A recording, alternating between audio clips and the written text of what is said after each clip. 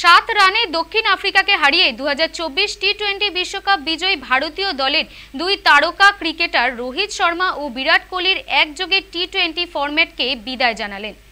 জয়ের আনন্দের মধ্যে রোহিত কোহলির অবসর গ্রহণের হর্ষ বিষাদে ভারতীয় ক্রিকেট প্রেমীরা।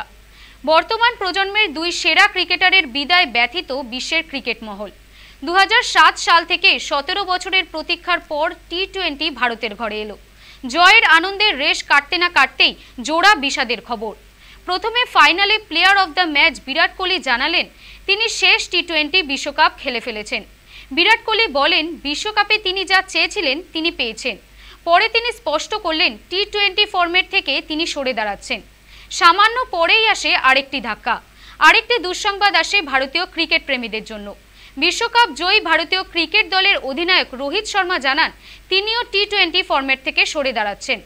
আনন্দের দিনে দুই তারকার যুগ্ম অবসরের সিদ্ধান্ত ভারত ক্রিকেট প্রেমীদের আনন্দ কিছুটা হলেও ফিকে করে দিয়েছে। একসাথে রোহিত কোহলির অবসর নেওয়ার সিদ্ধান্ত ইতিমধ্যে ক্রিকেট বিশ্বে আলোড়ন ফেলেছে।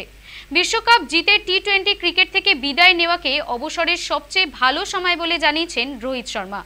তবে আশার কথা একদিনের ক্রিকেট ও টেস্টে তিনি আগামী দিনেও ভারতের হয়ে প্রতিনিধিত্ব করবেন।